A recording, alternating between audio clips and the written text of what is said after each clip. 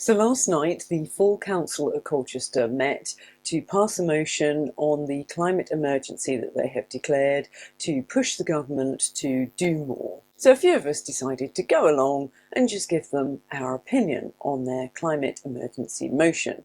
Now, we did make rather a fatal error, but I'll tell you about that after the second speaker. Good evening. I've been evangelical about renewable energy for over 25 years.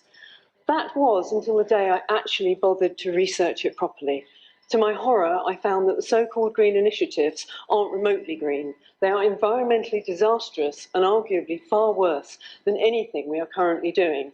But what has shocked me more than the ugly truth about green technology is the attitude of this council when concerns have been raised over the highly polluting products, their inability to be recycled, and the child slave labour involved, not to mention the risk to the public from EVs exploding. Most solar panels are made in China, often with forced labour. The extreme temperatures to make the panels come from burning coal. In the US alone, over 50 million panels a year are installed, generating 1 million metric tonnes of hazardous waste, which isn't cost-effective to recycle. Wind turbines last around 20 years and consume a colossal amount of resources and energy to manufacture, not to mention the blight and the bird kill. Diesel engines start them up and then gallons of oil lubricate them, and they can't be readily recycled either.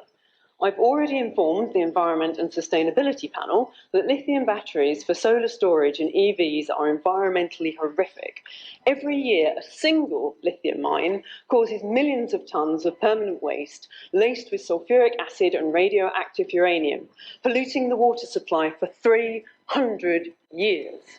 Not to mention the unacceptable human costs of child labour to mine cobalt.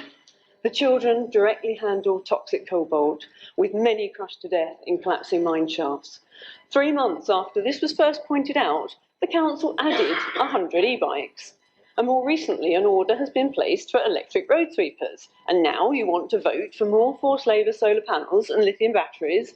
So is the anti-slavery policy on the council's website there for just decoration? Because you clearly don't abide by it. These are not just teething problems of new technology. They are fundamental flaws, serious ones which cannot be ignored by anyone who genuinely cares about people and the planet.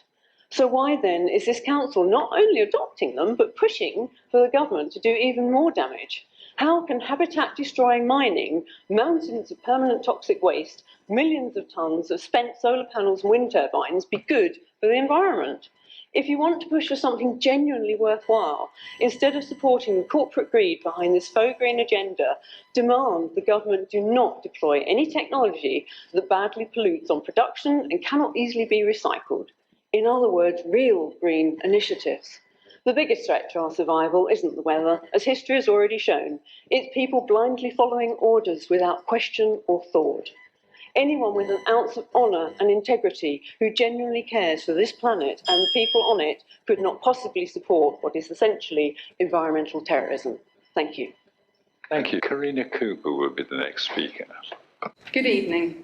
Is Council fully aware of the measures needed to ensure UK Parliament meets net zero obligations by 2050?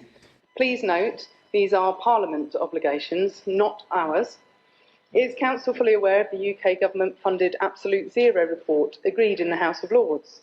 All airports to close, all shipping to cease, beef and lamb phased out, fertiliser use restricted, gas boilers and natural fires all to be replaced by ineffective heat pumps, fossil fuels phased out, to name but a few. Who has the money to replace their entire central heating system? You, perhaps? But do your constituents? And what will we eat when there's no beef, lamb or imported foods allowed? Much of our farmland, if not rewilded, is being approved for solar panels. We cannot feed our population already. Does your family want to eat synthetic food? And what effect will that have on their health? To quote Dr. Patrick Moore, co-founder of Greenpeace, if we actually achieve net zero, at least 50% of the population would die of hunger and disease. Have you studied the full data that IPCC based its reports on? Is anyone here or in the other 300 councils qualified to analyse that data and declare a climate emergency, especially considering the IPCC hasn't declared one?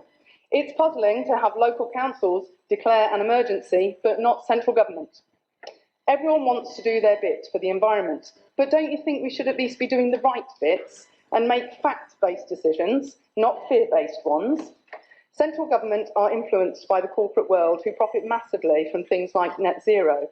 We absolutely rely on the honesty and integrity of our local councils to make sure the public are protected from corporate greed and manipulation, from agendas that don't serve the public interest or the planet.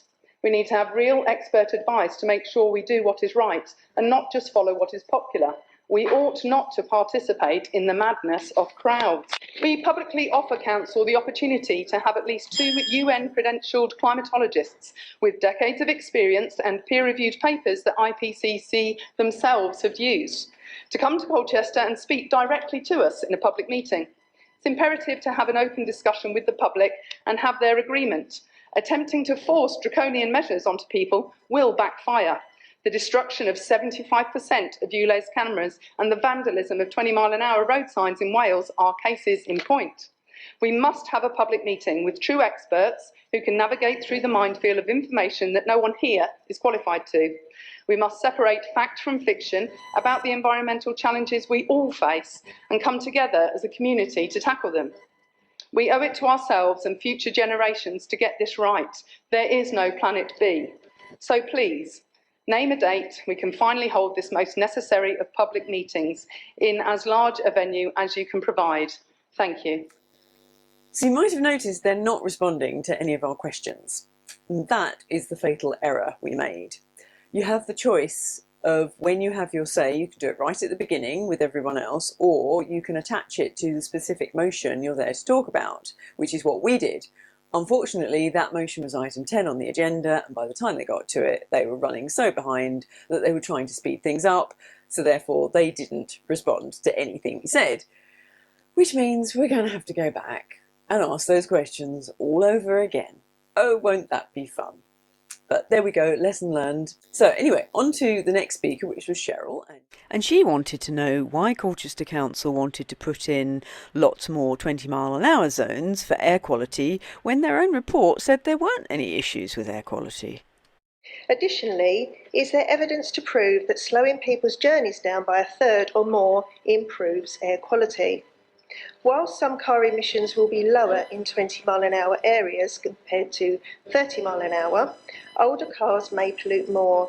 Journeys that take a third longer to complete are likely to increase fuel consumption and an overall increase in particulates because of the extra time in the car, and also very likely to cause a backlog of traffic at peak times and potentially cause congestion in nearby areas that aren't in the 20-mile-an-hour zones.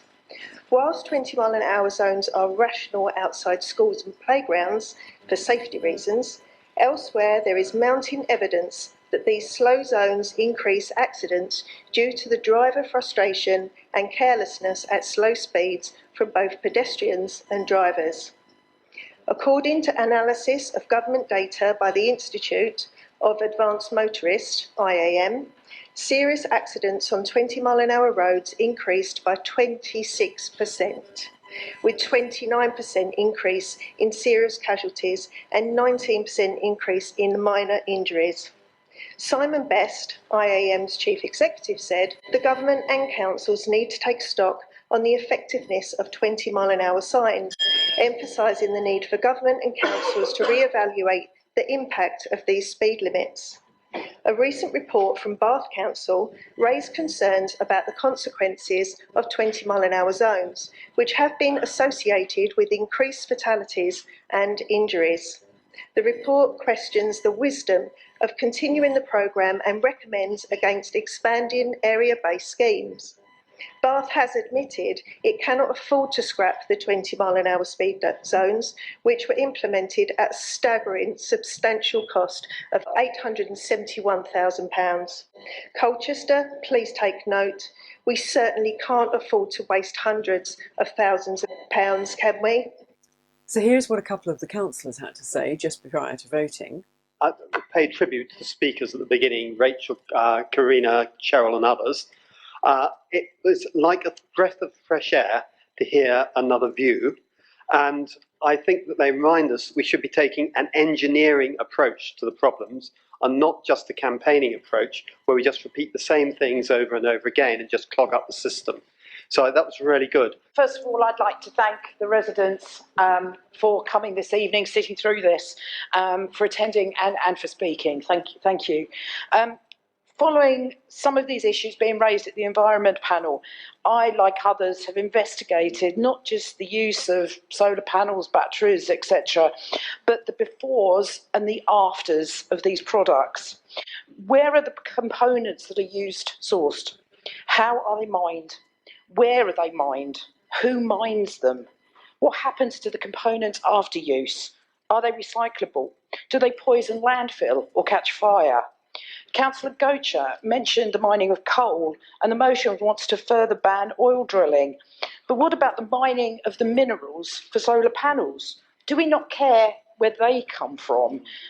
And therefore, I'm not prepared to vote for a motion that ignores these before and after. And I've asked that every cabinet decision includes these befores and afters so we can all make the best educated decisions that we possibly can and are aware of all the facts. Thank you. So how did they vote? Right, those in favour of the main motion.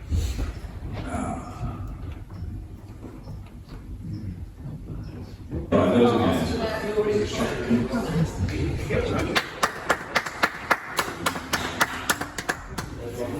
So there were 17 against. The motion is carried. So no surprises at all that they voted for it. There really wasn't. So you might be wondering, was all that effort worthwhile? And yes, it was, because 17 disagreed with the motion. And we happened to speak to one of the councillors outside, and we asked him, could that have happened a year ago? And he said, I don't think so. So the tide is turning. Now, how much influence we've had on that, it's impossible to say, but it's very enlightening to see it happen, because that's just over a third of the council, when all the other climate emergency things they've been absolutely unanimous on, in part thanks to a visit from XR cluttering the pavement. And now just over a third of the council isn't fully supporting it anymore. So the tide is turning, and the more we can keep going and enlightening them, because many of them won't have known that information about just how bad a lot of these things are. So it's predetermined before they do the vote which way it's going to go usually. So they had to sit there and listen to just how awful these things are, and then they had to vote for it. So some won't care. Others, you could see, well, certainly my sense when I was speaking, you felt they were really, it was sinking in what I was saying. They may not have wanted to hear it, they might not agree with it, but it definitely went in. And particularly I noticed when I was doing all the editing that there was a couple of key moments. One where I said if you genuinely wanted to do something good for the environment, and the other when I said about blindly following orders without question or thought. Some heads went down, and you could see they were feeling it, or they were just getting a bit sleepy at that point. Who knows? Hard to tell with politicians, and it was a long evening. But the thing is, the more we educate them, the more they're going to have to wrestle with their own conscience, those that are good people, and there's a lot of good people in Colchester. We may not agree with their points of view, but what we do see is people that are genuinely trying to make a difference. But as public opinion starts to shift and change, we've planted some very strong seeds, some of which are already germinating. So they're going to have to be fighting against that and their own conscience. So the more you can share this video, the better. Now, they still claim that the green tech, despite its problems, is a better option. So we are going to write to them and ask them to evidence that claim, because it doesn't seem likely if you include the recycling. So this is beginning to turn into a full-time job for me. Little did I think it would end up like this when I started. But anyway, if you'd like to support the work I'm doing, I've put in a couple of donation links to PayPal and Stripe beneath this video. So if you feel so inclined and want to donate to help keep this work going, it'd be very much appreciated. Until next time, take care.